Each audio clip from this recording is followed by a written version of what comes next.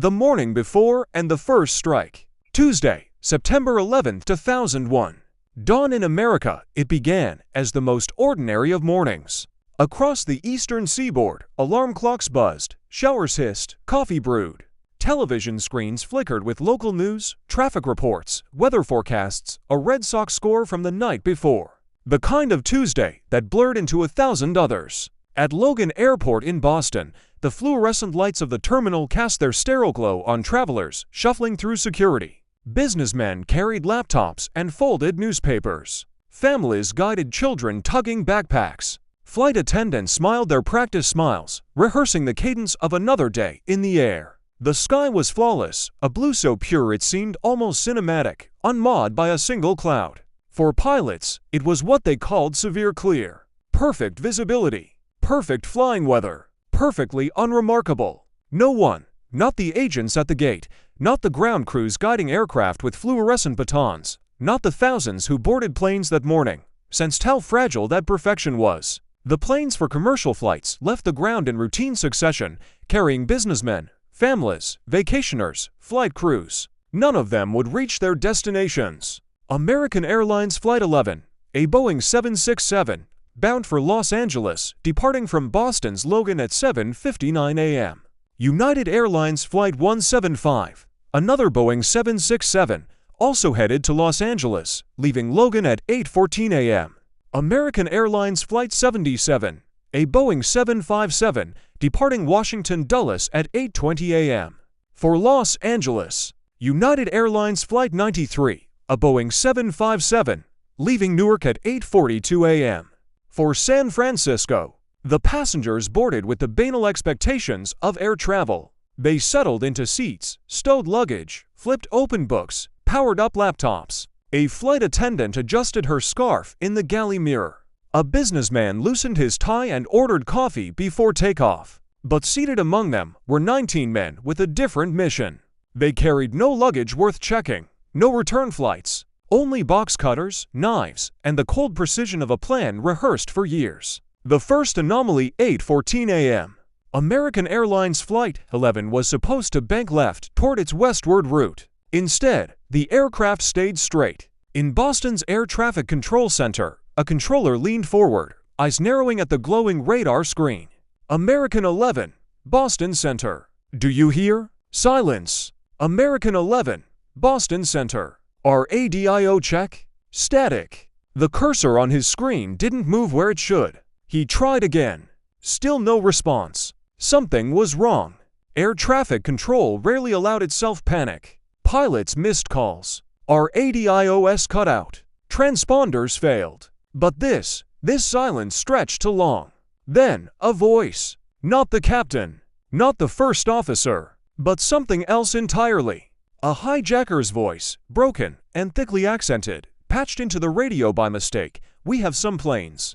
Just stay quiet and you'll be okay. We are returning to the airport. Nobody move. The controller froze. His headphones felt suddenly heavier. He replayed the words in his mind. We have some planes. Plural. The newsroom in downtown Manhattan, just 3 miles south of the Twin Towers, NY. One morning anchor Pat Kiernan read the day's headlines with practiced calm. Commuters tuned in while ironing shirts or eating toast. Across the country, newsrooms hummed with routine, story meetings, coffee runs, chatter about ratings. September 11th was expected to be a slow news day.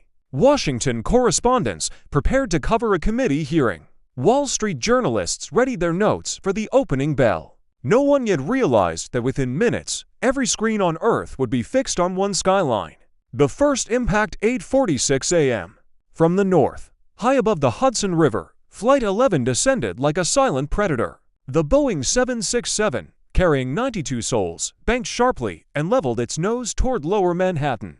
At street level, New Yorkers walked dogs, bought bagels, hailed yellow cabs. They heard the roar, but barely had time to look up. The plane slammed into the North Tower of the World Trade Center, floors 93 through 99, at nearly 500 miles per hour. The impact was seismic. Fire exploded outward, orange against the morning's perfect blue.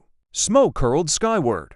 Office paper out tens of thousands of sheets, fluttered into the air like confetti from hell. For blocks, windows rattled. For miles, people turned and stared in disbelief. On live television, anchor desk scrambled. The first shaky shots appeared, smoke pouring from the North Tower, tons of flame curling into the sky. Early reports spoke of a small plane, maybe a commuter aircraft, maybe an accident. But air traffic control knew better. The hijacker's words still echoed in Boston. Inside the tower floors above and below the impact became infernos. Jet fuel coursed through elevator shafts, igniting like a blowtorch. Hallways filled with smoke, black and suffocating. Alarms wailed. Sprinklers hissed and failed. Workers in the upper floors, trapped above the crash zone, dialed 911 from their desks. Some called spouses, whispering final goodbyes. Others broke windows, gasping for breathable air. On the ground, firefighters from FDN, Y Engine 7, and Ladder 1 jumped into their trucks. Radios crackled, plane into the trade center. Multiple floors. Heavy fire. All units respond. Sirens screamed down the avenues as hundreds of firefighters, paramedics, and police officers raced toward a site that seemed impossible. Confusion in the sky in the FAA command center. Tension boiled. Flight 11 had vanished from radar. But so had another. Controllers tried to piece together the jigsaw. Flight 175 wasn't answering. Flight 77 wasn't turning west. Phones lit up in the White House, the Pentagon, the Secret Service. No one had language for what was unfolding. Was this an accident? Was it an attack? If it was war, who was the enemy? The morning's perfect blue sky, once a promise of peace, now felt like a stage set for something unthinkable. On the streets in Manhattan, crowds gathered on sidewalks, craning necks upward. Some filmed with camcorders, their shaky hands capturing history in real time. Others wept opally, clutching cell phones that wouldn't connect. A woman in a business suit, her face streaked with soot, staggered south on Church Street. A man in uniform guided her away, shouting for everyone to keep moving. The city that had seen blackouts, riots, and the bombing of the Trade Center in 1993 now stood in stunned silence, staring at its tallest buildings burning. The unanswered question news anchors struggled to find words. The phrase terrorist attack hovered, but was not yet spoken with certainty. Then, in newsrooms and living rooms across the country, a chilling thought spread. If one plane could hit the World Trade Center, could another? The clock ticked past 9 a.m. The nation held its breath. Cut to black. Part to the second strike, and the realization of war, the screen remains black. The hum of engines grows louder. A heartbeat joins it, slow, deliberate, relentless. A nation watches smoke 9 a.m.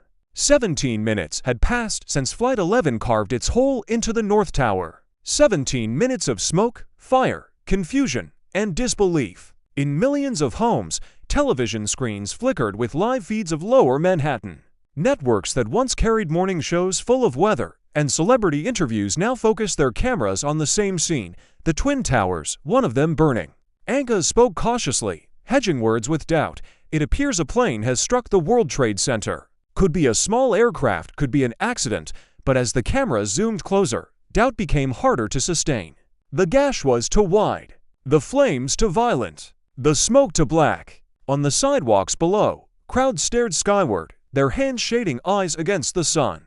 Some clutched pagers or early model flip phones. Others simply covered mouths in shock.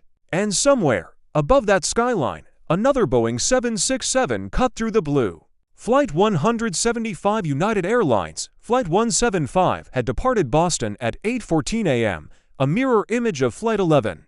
Its destination, Los Angeles. Its reality, something altogether darker. At 8:42 a.m., controllers noticed its path diverge. By 8:46 a.m., as Flight 11 or into the North Tower, Flight 175 banked south. Passengers had already made calls from on board. They have knives, they've stabbed the crew, oh God, they're in the cockpit.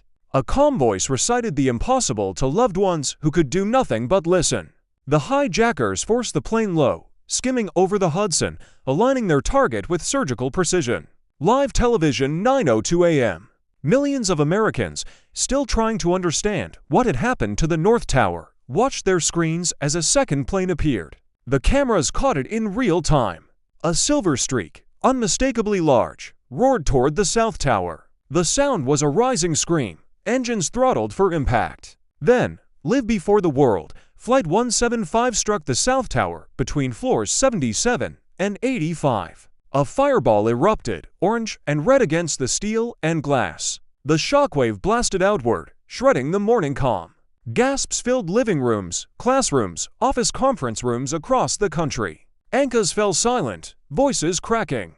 This was no accident. This was war. Inside the towers, the impact shook both buildings to their cores. Elevators dropped. Stairwells cracked. Glass shattered for blocks around. In the North Tower, those trapped above the 93rd floor, already desperate, now understood something worse. The attack was coordinated. In the South Tower, stairwells filled with smoke within seconds. People pressed against walls, clawed at doors, screamed down darkened halls. The air stank of burning jet fuel, a chemical fury that clung to skin and hair. But alongside terror, there was courage. Fire wardens guided dozens down staircases, whispering, "Don't look back, keep moving." Office workers carried strangers on their shoulders. Some paused to tie makeshift tourniquets with belts. And upward, ever upward, firefighters climbed. Helmets heavy, oxygen tanks strapped, coats soaked in sweat. Step after step, they ascended into hell, guided only by duty. In the air traffic control centers, chaos spread through the FOS command posts like a virus. 2 planes had been confirmed hijacked and destroyed. But reports poured in of others gone silent. American 77. United 93. Controllers scoured their screens, hearts pounding with each unexplained blip. The training manuals had no page for this. Protocols assumed a single hijacking, not multiple. Hijackers wanted demands met, not suicide missions. One controller slammed his fist into the desk. "They're using the planes as weapons." His voice cracked. Silence followed. Then, reluctantly, others began to nod. The streets of Manhattan by now, Lower Manhattan was gridlock.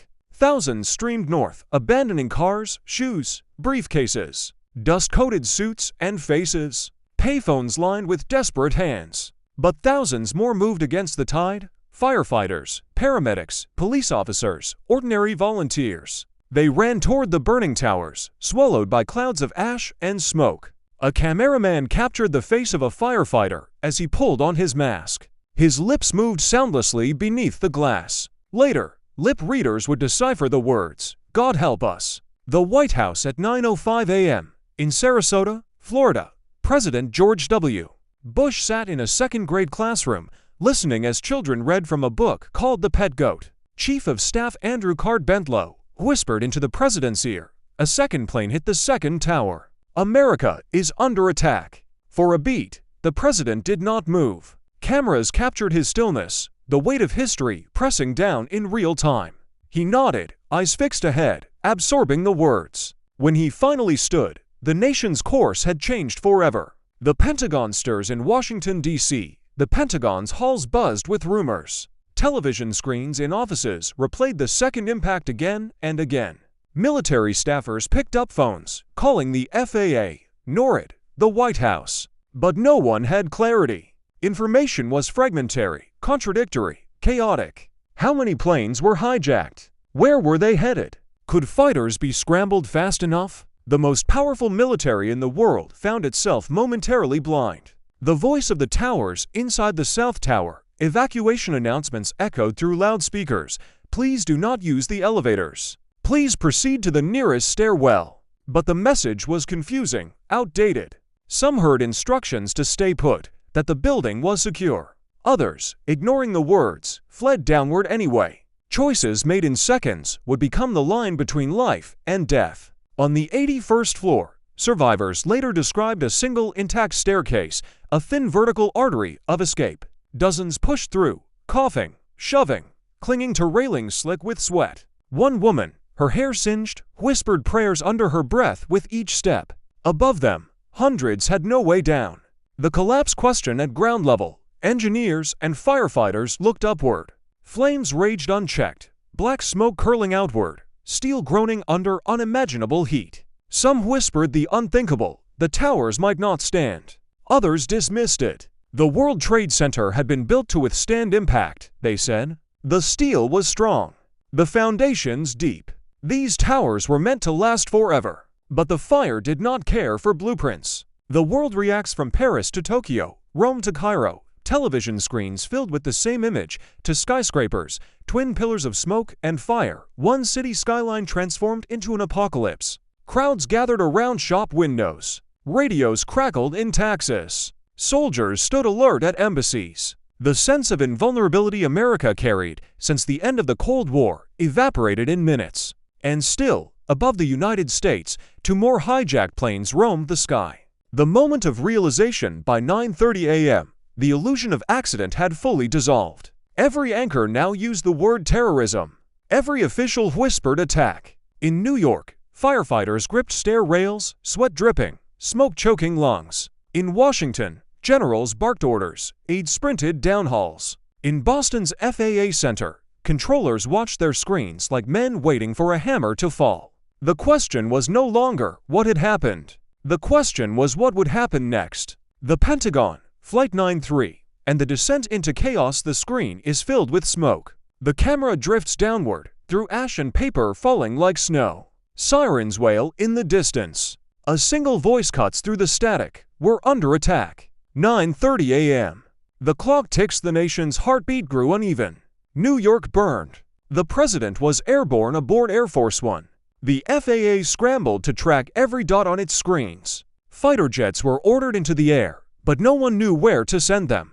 And somewhere, in the skies above Virginia, another jetliner banked off course. American Airlines Flight 77, American 77, had left Washington Dulles at 8:20 a.m., bound for Los Angeles. For 30 minutes, it flew normally. Then, like the others, it went silent. By 8:54, controllers had lost radio contact. By 9 o'clock, its transponder went dark. Confusion piled on confusion. Radar returns blurred. Misidentification spread. Was it over Ohio? Was it heading west? The FAA argued among itself. But the hijackers turned it east, toward Washington.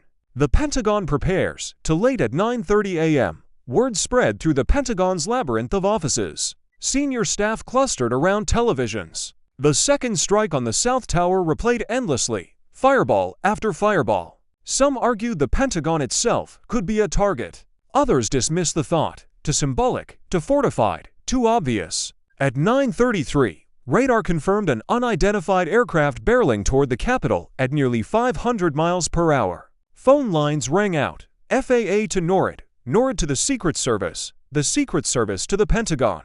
Orders collided. Fighters scrambled, but too far away. The plane was coming fast. Too fast. 9:37 a.m.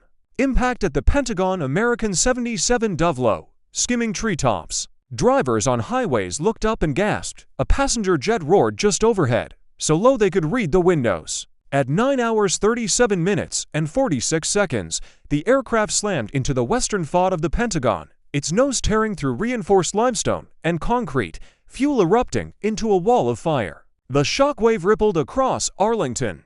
Windows shattered for blocks. Cars skidded to a halt. Inside, 5 floors collapsed in seconds. Desks, chairs, computers, bodies, all crushed beneath the weight of steel and stone. Smoke rose over Washington, black and thick, visible from the White House lawn. The world's most secure military command had been breached. The president's dilemma aboard Air Force One. Turbulence rattled coffee cups. Secret Service agents stood tense, scanning the skies. President Bush had been briefed on the Pentagon strike. His jaw tightened, words clipped. We're at war. But where to go? Washington was deemed unsafe. So was Camp David. The plane climbed higher, circling, searching for refuge in the skies. The commander-in-chief was effectively exiled, even as his nation burned. Flight 93, the last flight meanwhile, at Newark International, United 93 had lifted off late, at 8:42 a.m. Its passengers grumbled at the delay, unaware that the delay itself had altered history. By 9:28, hijackers stormed the cockpit. The plane lurched violently, dropping hundreds of feet. Passengers screamed. Calls were made from airphones and cell phones. The news trickled through. Two planes had hit the towers, one the Pentagon. The truth dawned in whispers. We're not going to land. This is a suicide mission. In the cabin, strangers became a council of war. They gathered near the galley, voices hushed, eyes fierce. We can't just sit here. We have to do something. One man clutched the phone, speaking to his wife, "We're going to try to take back the plane. I love you." A flight attendant boiled water, the only weapon she could find. A group of passengers armed themselves with utensils, fire extinguishers, anything. At 9:57, their revolt began. The battle in the sky, the hijackers shouted in Arabic, jerking the plane violently to shake off their attackers. But the passengers surged forward, slamming against the cockpit door. The black box recorded the chaos, screams, shouts, the sounds of struggle. "Roll it!" one hijacker cried. The plane rocked side to side, engines straining. But the passengers would not relent. They fought with bare hands, clawing, pounding, forcing their way forward. At 10:03 a.m., United 93 plummeted into a field near Shanksville, Pennsylvania, at over 500 miles per hour. A fireball erupted, leaving a crater 40 feet deep. No one survived. But Washington, and perhaps the White House or Capitol, was spared. Ordinary citizens, in 20 minutes, had made the first counterstrike of a new war. The South Tower collapsed back in Manhattan. The South Tower burned. Flames consumed floor after floor. Steel columns groaned, buckling under heat. At 9:59 a.m., less than an hour after impact, the unimaginable happened. The South Tower shuddered, tilted, then pancaked downward. Floor collapsed upon floor, faster than the human eye could process. A thunderous roar swallowed the city. A wall of dust, ash, and debris exploded outward, racing through streets like a tidal wave. Firefighters, trapped inside, radioed their last words, "We're still heading up." Civilians screamed, running blind through choking darkness. The skyline of New York was forever altered in less than 12 seconds. Ground zero, what remained, was a wasteland. Mountains of twisted steel. Fires raging in pits. Paper, penless paper, drifting through the air like snow. Survivors stumbled out, ghostly figures covered head to toe in ash. Some carried others on their shoulders. Some wandered in shock, eyes glazed, whispering names of loved ones. Rescue workers dug with bare hands. Shouts of "medic" echoed, swallowed by silence. The air was thick with dust and the acrid stench of jet fuel and burning plastic. Many would breathe it for months, years, and pay for it with their health. The nation's heartbeat by 10:30, America was unrecognizable. 3 planes had struck. 1 had fallen in a field. The South Tower was gone. The North still burned, a torch against the sky. Phone lines jammed. Stock markets froze. Airports across the country shut down, grounding every flight. The skies of America went silent for the first time in history. And across the world, eyes watched. Allies wept. Enemies cheered. Everyone understood. A new era had begun. The weight of silence for those who lived it. Time seemed to dissolve. Minutes stretched into eternities. Hours vanished in smoke. In Manhattan, people covered their mouths with cloth, stumbling north. In Washington, sirens blared as soldiers erected barricades. In Pennsylvania, state troopers surrounded the crater that had once been a plane. Everywhere, the same question lingered. What comes next? Ashes of the morning, the towers had fallen, but the day was far from over. The dust hung like a living creature, a gray, suffocating fog that refused to lift. It blanketed lower Manhattan in silence, broken only by the wail of sirens and the cries of the lost. From the air, New York resembled a war zone. Helicopter pilots radioed in disbelief. The southern tip of Manhattan is gone. It looks like the surface of the moon. On the streets, people wandered like survivors of an ancient ruin. They clutched briefcases, shoes, photographs of loved ones, faces streaked with ash, eyes wide with shock. Some moved north, away from the island's wound. Others stopped, staring back, unwilling to leave what they had just witnessed, or unwilling to believe it at all. In the makeshift triage centers, doctors unwrapped bandages, prepared IV bags, and waited. And waited. The injured never came.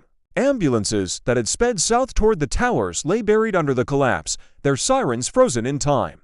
The doctors realized the truth. There would be no great wave of survivors. The wounded had been consumed with the towers themselves. At the Pentagon, fire crews fought an inferno that clawed at the heart of America's military command. Smoke bled into the sky above Washington, dark and unrelenting. Inside, men and women stumbled through ruined corridors. One survivor later described the smell: jet fuel, burning metal, human lives turned to ash. "You could feel the walls themselves groan," he whispered. In Shanksville, Pennsylvania, farmers and first responders arrived at a crater that defied comprehension. Nothing resembled a plane.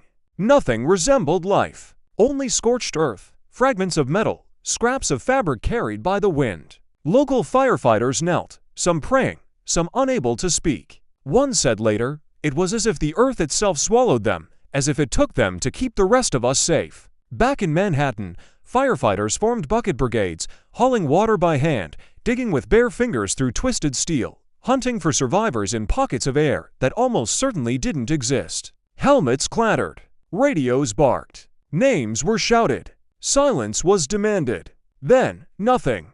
Only the groan of shifting iron and the hiss of distant flames. And still, the people came. Volunteers by the hundreds. Construction workers with welding torches, nurses with first aid kits, priests with rosaries, citizens carrying bottles of water. They arrived unasked, drawn by the gravity of the moment, compelled to do something, anything. News anchors, choking back tears, tried to describe what the cameras were showing. A city turned to rubble, smoke rising like a funeral pyre, a skyline erased. At the White House, fighter jets screamed overhead, their afterburners rattling windows. America's leaders huddled in secure bunkers, aware that no one knew how many more planes might be in the sky. Confusion still reigned. Were there 5 planes? 10? Was this the first strike in a larger war? President George W. Bush, having been rushed from Florida to Louisiana and then to Nebraska, now demanded to return to Washington. Advisors argued, urging caution, but he refused. The American people must see their government still stands. When he finally addressed the nation that evening, his voice was steady, though his eyes betrayed the weight of the day. Today, our way of life, our very freedom, came under attack in a series of deliberate and deadly terrorist acts. Thousands of lives were suddenly ended by evil, despicable acts of terror. Across the nation, families sat in stunned silence, televisions flickering in darkened living rooms. Some held hands. Some wept. Some whispered prayers. Others simply stared, unable to comprehend that the very symbols of America's strength, its commerce, its defense, had been struck in a single morning. In firehouses across New York, empty boots lined the floor. Helmets sat unclaimed. Radios lay silent. The brothers who had rushed into the towers had not returned, and their absence was louder than any siren. As night fell, searchlights pierced the smoke, casting long, trembling beams into the ruins. The city refused to sleep. The world refused to look away. And somewhere beneath the debris, beneath the weight of concrete and steel, beneath the ashes of a September morning, the echo of voices remained, a reminder of lives stolen, of courage unmeasured, of history forever altered. The nation inhaled, waiting for what would come next. The day had ended, but a new era, darker, sharper, uncertain, had only just begun. The echo of ashes in the days that followed. The smoke refused to leave. It clung to lower Manhattan, seeping into clothes, into hair, into the very lungs of the city. The fires beneath the ruins smoldered for months, hidden embers in the bones of the towers, as if the buildings themselves could not bear to let go. Photographs began to cover the walls and fences. Faces of the missing, fathers, mothers, daughters, sons. Smiles frozen in time. Handwritten notes. "Have you seen my brother? Last known on the 87th floor. We love you. Please call." The city became a shrine, papered with hope that slowly, painfully, turned into mourning. In firehouses, bagpipes played. The streets filled with processions, flag-draped coffins, helmets carried on velvet cushions, children in black holding hands too tightly. The nation watched, grieving strangers as if they were family, because in some way, they were. Far from New York, in quiet towns and distant fields, the shock reverberated. Airports emptied. Streets hushed. On front porches, American flags appeared, hanging not as decoration, but as defiance, as unity, as prayer. And in classrooms, young children wrote letters to firemen and police officers, in crooked handwriting that asked questions too large for their age. Why did this happen?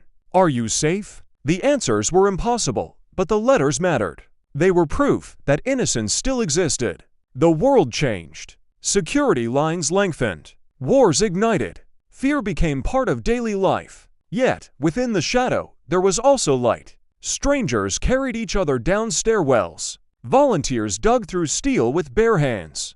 A country, fractured by politics and distance, found itself bound together, if only for a season, by loss and by love. Years passed. The skyline rose again, but different. Where the towers once stood, water now falls, twin fountains that pour endlessly into the earth, names etched in bronze around their edges. Visitors trace those names with fingertips, whispering them aloud, so they are not forgotten. Every year, on a clear September morning, the bells toll. The names are read, one by one, like prayers carried into the air. Silence follows, deep and heavy, as the city remembers. Because history is not just dates or headlines. It is voices cut short. It is courage unmeasured. It is the sound of firefighters climbing stairs they would never descend, the sight of strangers holding hands as the sky burned, the weight of a nation learning that tomorrow is never promised. And so the story of that day endures, not only in the ruins, not only in the wars that followed, but in the quiet insistence of memory.